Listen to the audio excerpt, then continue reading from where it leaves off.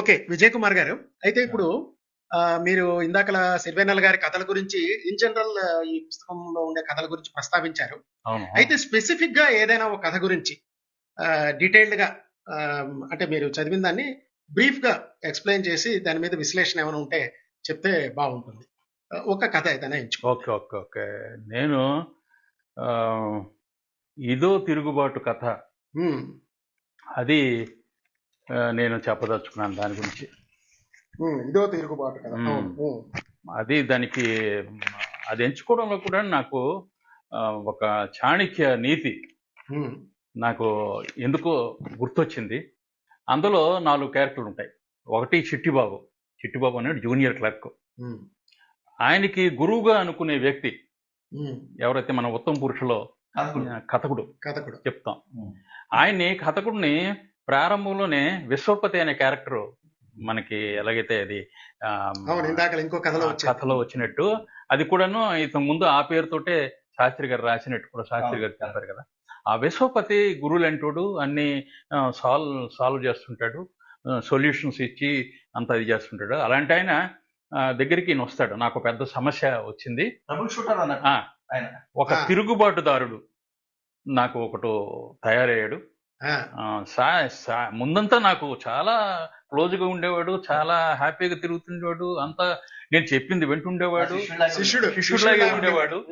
వాడి పేరు చిట్టిరాజు, మన ఆఫీసులో ఉన్నాడు అని చెప్తారా. ఓహో చెప్పు అని చెప్పిన తర్వాత అది చెప్తాడు. ఆ తిరుగుబాటుదారుడు ఎందుకు ఎలాగయ్యాడో నాకు అర్థం కావటం లేదు అని. అప్పుడు చాలా చక్కని కథ ఒకటి ముందు విశ్వపతి అని చెప్తాడు. ఆ చెప్పినప్పుడు అని చెప్తాడు, నువ్వు ఒక చెవలాయి అంటాడు. అందుకు ఇక నుండి కథకుడు నేను చెవలాయి అంటాను. చెవలాయి అంటే మరి అమాయకుడు అని అర్థం. వెర్రివాడు, చాలా వరకు చాలా దగ్గరలో చాలా మంది వీడు పెద్దోడు గడుగ్గాయి, చిన్నోడు చెవలాయి అంటాడు. అంటే గడుగ్గాయి అంటే చాలా గడుసువాడు, వీడు చెవలాయి అంటే అమాయకుడు అని. ఇలాగ నువ్వు ఒక అమాయకుడు రా అని చెప్తాడు. నేను అమాయకుడు ఏంటి, సరే సరే మొత్తానికి నాకు విషయం చెప్పండి అంటే అప్పుడు బెబ్బే అనే కథ చెప్తాడు ఆయన. ఆ బెబ్బే కథలో ఏంటంటే, అసలు బెబ్బే కథ చెప్తాను విను, ఆ తర్వాత నీకు నేను చెప్పాల్సిన చాలా అర్థమైపోతుందని. ఆ బెబ్బే కథ ఏంటంటే, ఒక లాయరు ఒక తన క్లయింట్కి చెప్తాడు, నువ్వు చూస్తే ఏ నిజాలు అబద్ధాలు చెప్పేస్తే కొంప కొల్లేరు అవుద్ది, కేసు పాడైపోద్ది, అందుకు జడ్జి గారు ఏదైనా నాకేమీ తెలియదని చెప్పడానికి బెబ్బే బెబ్బే బెబ్బే అనేస్తుండు అని. ఏమడిగినా బెబ్బే అనేస్తుండని. కోర్టులో ఎవరడిగినా బెబ్బే అని అడుస్తుంది. ఇప్పటికి బాగా అలవాటు అయిపోతుంది. కేసు మొత్తానికి గెలిచిస్తారు. గెలిచిన తర్వాత ఆ లాయర్ అంటాడు, నా ఫీజు నాకు ఇచ్చి అంటే అప్పుడు బెబ్బే అంటాడు. అంటే ఎవరు చెప్పిన పాఠాన్ని వాళ్ళకే తిరిగి ఇది చేయడం అనేది ఈ కథలో ప్రధాన అంశం అని చెప్తాడు. చెప్పిన తర్వాత వీడికి చెప్తాడే కానీ అర్థం కాదు. ఇది అంటే మొత్తం వివరణ కావాలనే టైప్లోనే ఆలోచిస్తాడు. అప్పుడు కథలోకి వెళ్ళడం జరుగుతుంది. ఈ చిట్టిరాజు అనే క్లర్క్ కొత్తగా జాయిన్ అవుతాడు. పిఎఫ్, లోన్స్, ఆఫీసు స్టాఫ్కి సంబంధించిన వ్యవహారాలన్నీ చూస్తుంటాడు. చూస్తున్నప్పుడు ఎవరు అడిగినా కూడాను కాదనడు. రాత్రి 8 గంటల వరకు కూడాను రాస్తూనే ఉంటాడు, పని చేస్తూనే ఉంటాడు. ఇంకా అవసరమైతే ఇంటికి పట్టుకెళ్ళి ఫైల్స్ని ఇవి చేసి అంత ఉత్తముడు. ఇలాగ పని చేస్తున్నాడు. వీడి అమ్మాయికుడు పాపం మన చెవలాయికి ఏమనిపిస్తుందంటే, వీడికి ఎక్స్ప్లాయిట్ చేస్తున్నారు, నా శిష్యుడిని చేస్తారు. ఆయన ఏమంటాడు, నాకు తృప్తి ఉంది అని ఇండైరెక్ట్ గా చెప్తుంటాడు, తృప్తి ఉందని. అయితే ఇవన్నీ బాగున్నాయి. మధ్యలో ఒక క్యారెక్టర్ భాస్కర్ రావు అనే క్యారెక్టర్ ఒకటి వస్తుంటుంది. ఆ భాస్కర్ రావు క్యారెక్టర్ ఏంటంటే, ఇంచుమించు మేమిద్దరం పనిచేసిన ఒక ఆఫీసులో కూడా 2 క్యారెక్టర్లు ఉండేవి. ఆయన పేరు చెప్పడం కానీ అందరి దగ్గర ఎవరు కనబడితే అప్పులు తీసుకోవడం. ఒక రకంగా భాస్కర్ రావు అప్పులు అప్పారావు. ఆ టైం వరకు చాలా శ్రద్ధగా ఉండి మనతోటి ఒక్కసారి కాదు 4 సార్లు 5 సార్లు మోసపోయిన వాళ్ళు కూడా తర్వాత మోసం చేసే చాలా చాలా చాకచక్యం ఉంటుంది వాళ్ళ దగ్గర. ఇక్కడ చిన్న విషయం, అప్పని ఇచ్చేవాడు భావించలే కానీ భాస్కర్ ఆ క్యారెక్టర్ అలా తయారవుతుంది. తయారైన తర్వాత ఈ భాస్కర్ రావు ఎప్పుడు అప్పులు పట్టుకెళ్ళిపోతుంటే వీడికి మనసు చివుక్కుంటుంది మన చెవలకి. వాడు చూస్తే నిన్ను మోసం చేస్తున్నాడు నామాయకంగా. అలాగే నిన్ను నీ చేత అడ్డమైన పనులు చేయిస్తున్నాడు పై ఆఫీసరు. వాడిని కూడాను కొంచెం చెప్తుండు, నో అని చెప్పే పరిస్థితి కానీ, లేకపోతే కొంచెం ఆలస్యం చేసే మెత్తగా ఉండకూడదు అని చెప్తాడు. ఎడ్యుకేట్ చేస్తాడు. పాపం నో, ఈయన కూడా చాలా మంచోడు ఈ చెవలే అని చెప్పిన తర్వాత మొత్తానికి ఇలా సాగుతున్నప్పుడు ఒకరోజు ఏమొస్తుంది, భాస్కర్ రావు వస్తాడు, ఇంకొక ఆయన కూడాను క్యాషియర్ ఎవరో కూడాను అప్పులు తీసుకుంటారు. ఆ టైంలోనే పాల డబ్బా గురించి అవసరం ఉంటుంది పాపం మన చెవల ఏంటంటే పాపం అన్ని దాంట్లో ఆయన నెత్తి మీద వేయడు.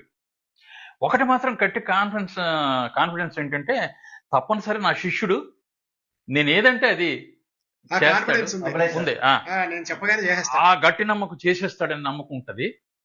వెళ్తాడు, వెళ్ళిన వెంటనే నో అని ఇది వస్తుంది అటువంటి ఇతనికి ఏదో అవసరం పడింది, లేదు సార్ అని చేతులు ఎత్తేసి పరిస్థితి వస్తుంది. దీనికి ముందర సన్నివేశంలో అండి ఆ భాస్కర్ రావు చాలా సార్లు ఎక్స్ప్లెయిన్ చేస్తుంటాడు కదా, ఓసారి ఇతను గమనిస్తున్నానే మళ్ళీ వెళ్తాడు. మళ్ళీ వెళ్తే ఇతను డబ్బులు వెళ్తే డబ్బులు తీసిస్తాడు వీడు. ఇది తీసిస్తే వీడు ఇదివరకు తీసుకున్నవి తిరిగి ఇచ్చేలా అని అడుగుతాడు. ఇవ్వలేదా, మరి ఇవ్వనప్పుడు ఎందుకురా ఇచ్చావేరా, వాడు ఇవ్వడం తెలుసు మళ్ళీ మళ్ళీ ఎందుకు ఇస్తాను మందలిస్తాడు. మందలిచ్చి వీడు కోపం చేస్తుంటుంది వాడిని. అలా ఆ తర్వాత మీరన్నట్టు ఇతడికి ఏదో అవసరం పడుతుంది, వీడు పండగ అడ్వాన్స్ ఏదో డబ్బులు పిల్లలు పాల డబ్బా గురించి ఏదంటే అప్పట్లో పెద్ద జీతాలు ఆ టైంలో అడుగుతాడు. అడిగితే అప్పుడే ఈ చిట్టి బాబు కూడాను ఒక ఫెస్టివల్ అడ్వాన్స్ పెడతాడు. పెట్టిన తర్వాత డబ్బులు ఉంటాయి, అయినా కూడా ఏం చెప్తాడంటే నా దగ్గర డబ్బులు లేవని చెప్తాడు. కొంచెం దూరం వెళ్ళిన తర్వాత భాస్కర్ రావుకి ఆ డబ్బులు ఇవ్వడం కనబడుతుంది. చేసేసరికి మనోడు చాలా వరకు ఆశ్చర్యపోతాడు. నేను చాలా మంచి చెప్తున్నాను, మంచి చేస్తున్నాను, నాకు ఎటువంటి దురుద్దేశం లేదు, అన్ని చేసినప్పుడు కూడా నన్ను కాదని మళ్ళీ ఆ అబద్ధాలు చెప్పినోడికి, ఆ ఇది కన్నింగ్ నేచర్ ఉన్నోడికి వాడిని నమ్మేడేంటి అనేది చెప్పిన తర్వాత అప్పుడు చెప్తాడు. అప్పుడు మళ్ళీ విశ్వపతి చెప్పి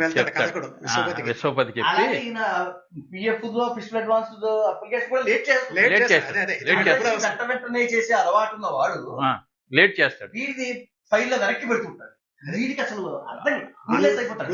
గురువుగా భావిస్తున్న వాడు శిష్యుడు తన అప్లికేషన్ వెనక్కి పెట్టడం, డబ్బులుండి కూడా ఇవ్వలేకపోవడం, ఇవన్నీ కూడా ఈ కథకుణ్ణి ఈ చెవలాయి అంటే ఎట్టి పరిస్థితులు ఎప్పుడూ పాపం ఆయన్ని మంచి గురించి ఆలోచించాడు. అయినప్పుడు కూడా ఇలా ఎందుకు చేశాడు అంటే అప్పుడు చెప్తాడు విశ్వపతి, ఒకటి నువ్వు ఆయన ఈగో మీద సవారీ చేయాలనుకున్నావు, ఆ ఈగో మీద ఇది చేసుకున్నాను. అందులోని స్పిరిచువల్ ఎక్స్‌ప్లాయిటేషన్ అనేది చాలా డేంజర్ అని చెప్తాడు. ఇక్కడ ఏదైతే స్పిరిచువల్ అంటే దేవుడు ఇవి కాదు, మన మనసుకు సంబంధించిన మన ఆచరణకు సంబంధించిన వాటి మీద మరొకటి సవారీ చేస్తే మనం ఎక్స్‌ప్లాయిట్ చేసినట్టు ఫీల్ అవుతాం. ఒరే జాగ్రత్తరా, పదే పదే పదే మన తాతగారు చెప్తే మనకేమనిపిస్తుంది, ఈ తాతగారు ఎప్పుడు మనకి అడ్డంకురా అనిపిస్తుంది. అలాంటి అడ్డంకే నీకు కూడా అనిపించింది. ఎవరికి చాలా చెప్పలేడు, ఎవరు చిట్టిరాజు కనిపించింది నీ వలన అని చెప్తాడు. గురుత్వం నువ్వు ఆపాదించుకున్నావు కానీ వాడు తీసుకోలేదని చెప్తాడు. అది ఇక్కడ సెంటెన్స్ అదే ఇప్పుడు మీరు చెప్పిన దానికి చివరిలో ఆయన రాసిన ఓరి చెవలాయి నీకు తెలీదు, నేను చెబుతున్నాను నేర్చుకో, అది అలా కాదు ఇది ఇలాగా అని చిట్టురాజుకి బోధ చేస్తూ నీకు నువ్వు గురుత్వాన్ని ఆపాదించుకున్నావు. మిగిలిన వాళ్ళందరూ చిట్టురాజుకి గొప్పతనాన్ని అంటగట్టి అతని అవలక్షణాలన్నిటికీ కప్పిపెట్టి గ్రేట్నెస్ పూత పూసి అతని ముందు చేతులు నలుపుకుంటూ నిలబడి నసిగి అతనికి శిష్య పరమాణువుల్లా నటించాడు నిలబడగలుగుతున్నాడు. ఓకే, ఇవేవి అతనికి తెలియని విషయాలు అనుకోకు. అన్నీ తెలుసు. అయితే ఇటొచ్చి తన బలహీనతల్ని తనే ఎప్పటికో అప్పటికి ఎలాగో అలాగా జయించుకుంటాడు. నీతో పాఠాలు చెప్పించుకుందుకు మాత్రం సిద్ధంగా ఉండడు. సిద్ధంగా ఉండడు. నెక్స్ట్ అప్పుడు శ్రీశ్రీ ఇది ఒకటి చెప్తాడు, నువ్వేదో భ్రష్టులార అని చెప్పేసి బాగా వాళ్ళ గురించి ఏదో చెప్తే వాడు దాని గురించి ఏమి పట్టించుకోడు, నువ్వు ఎంతసేపు పూత పూసిన విషయాలే చెప్తుండాలి. అదే అంటే అదే అతని ఇగో మీద నువ్వు రైడ్ చేయకూడదు, ఇందాక మీరు అన్న పదం అది అని చెప్పి ఇది ఒక ఈ సైకలాజికల్ ఆస్పెక్ట్స్ అన్ని కూడా దీంట్లో. అయితే నాకు ఇది నచ్చడంలో ఇదేంటంటే నాకు చాణక్య నీతి ఒక శ్లోకం గుర్తొచ్చింది. చెప్పండి. అత్యాసన్న వినాశయ, దగ్గరగా ఉండటం వినాశకరం, దూరాపి నఫలప్రద, దూరంగా ఉంటే పనులు జరగవు. అందుకే తత్సేవ మధ్య భవంతి, రాజా వాహిని గురు స్త్రీయ. రాజుకి అగ్నికి గురువుకి స్త్రీకి అత్యాసన్నంగా ఉంటే వినాశకరం, దూరంగా ఉంటే పనులవు. అందుకే మధ్యస్థంగా ఉండాలి అంట. డిస్టెన్స్ ఎంత డిస్టెన్స్ లో ఉండాలి, ఆ డిస్టెన్స్ ఇంగ్లీష్ లో సేయింగ్ కూడా ఉందండి, too much of familiarity breeds contempt. ఇప్పుడు చాణక్యుడు చెప్పడంలో కూడా ఒక అంతరార్థం ఏంటంటే ఇవన్నిటి వలన మన లోపాలు ఎక్కువ తెలుస్తాయి.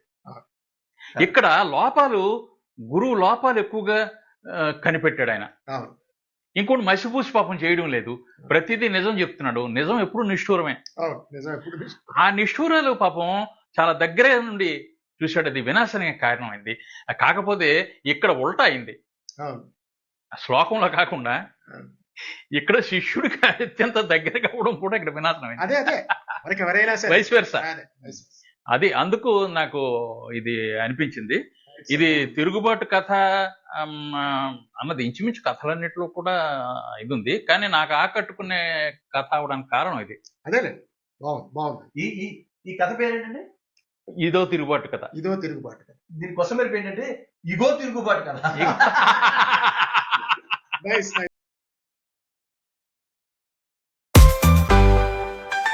చిన్నప్పుడు ఈ కవులందరూ కలిసిన కవి సమావేశాల్లో టీ బాయ్ గా ఉండేవాడు. ఇన్ని పాటలు కవినేవారు. మిగతా వాళ్ళందరూ వచన కవిత్వం రాసేవారు. అద్దేపతి రామ్మోహన్ రావు కావచ్చు, చిరంజీవి కుమార్ గారు కావచ్చు, మిరియా రామకృష్ణ గారు కావచ్చు, రామ్ సోమసుందర్ గారు కావచ్చు, వీళ్ళందరూ బయటకు ఈయన పాటలు, ఈయన ఒక్కడే ప్రత్యేకంగా పాటలు తెలియదు. వాళ్ళకి కొంచెం థ్రిల్లింగ్ గా ఉండేది. ప్రతి వారం ఒక అందరూ కవిత రాసుకొచ్చేవారు చిన్నవేల మధ్యలో.